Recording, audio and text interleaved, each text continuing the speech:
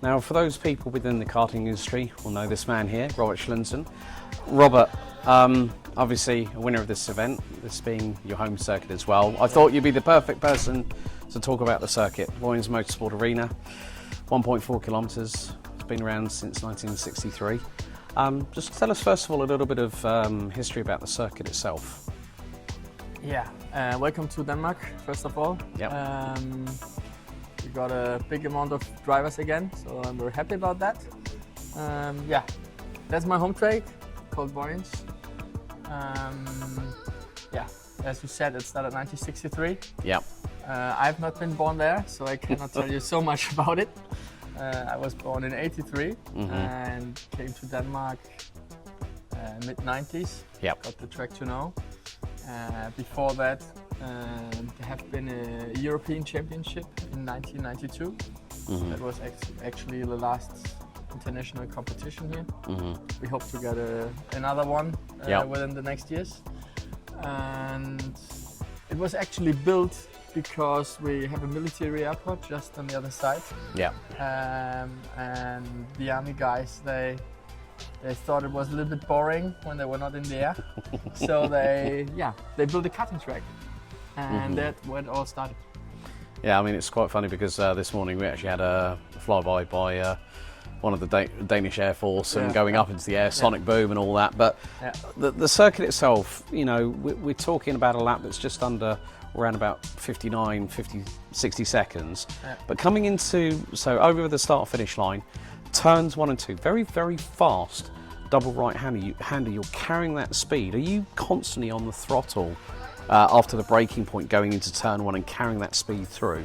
Yeah, as a turn 1 is pretty important because it's about rolling speed, because you got a long full throttle part through turn 2, and yeah, for me turn 2 is actually a bended straight.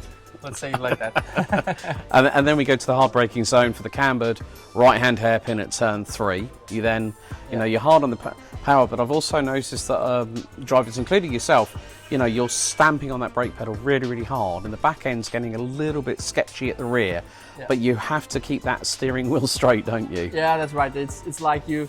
It's, as you can see, it is curved a little bit, and that's just in the braking area. So every time you try to brake, it's stepping a little bit out, which makes it tricky. And the turn itself is a little bit banked. You can't see that on many tracks, but that makes it like a faster corner than expected. So you need to open the brake early and put a lot of speed into the corner. And then we go through turn number 4, another hairpin, but a bit more curve, less banking, a bit more flat lane like we've got with turns 1 and 2. So sector 1 is completed. And then we go to one of the sections that my friend Bram Ossevader likes to call the French fry corner. Yeah, because it's effectively you are flat chat through 5, through 6, and then you've got to go hard on the brakes into 7. How much commitment, you know, because there's also quite a deceptive bump going through 5, isn't there? So I think I saw a couple of drivers last year. I don't think yourself was included in that, but they were getting a little bit of air under the front axle. It's a bit bumpy, a bit sketchy, isn't it? I think turn 6 is the reason why people like to come here. You need, if I'm allowed to say it on TV, very big balls. We can allow that. Sebastian Vettel said it, so why can't you? That's fine. And the funny thing why it's called the French fries corner is if you miss the corner and you go through the fence, your French fries on the back side of the fence. That's why it's called the French fries corner. There's a big difference between the start of the corner and it's going very much downhill.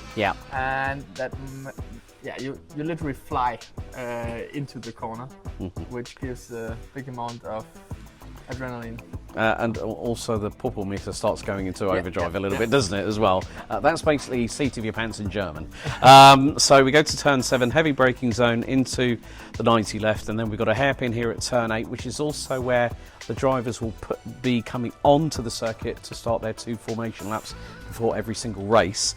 But then for me, just to stop you, this is for me one of the best overtaking possibilities.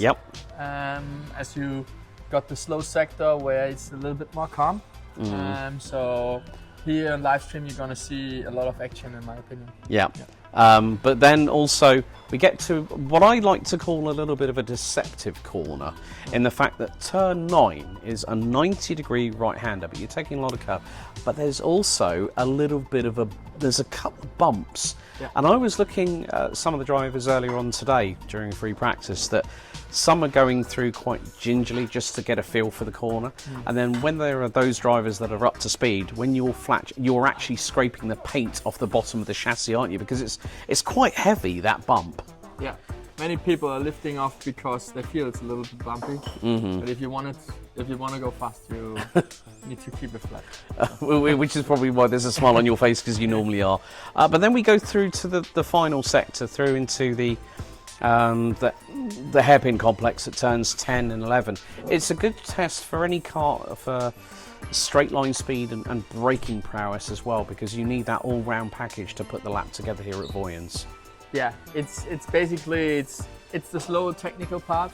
In my opinion, setup wise, you need to put the card right, that is going good in the last sector. Yeah, and the rest you can do with your driving skills, but the last sector is very, very technical in terms of setup, so you need to use some time, which we're doing today.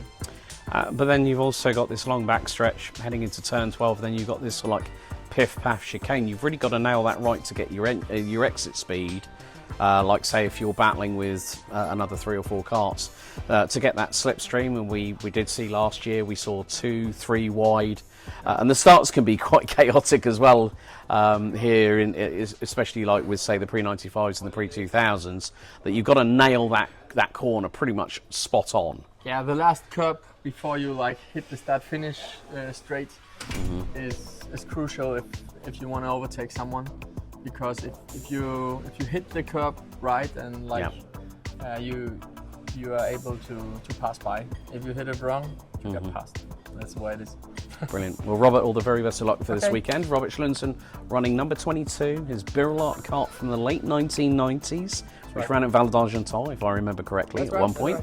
And he'll be in action with all our competitors tomorrow. So that is a track insight here at Vojens Motorsport Arena. See you Saturday. Bye.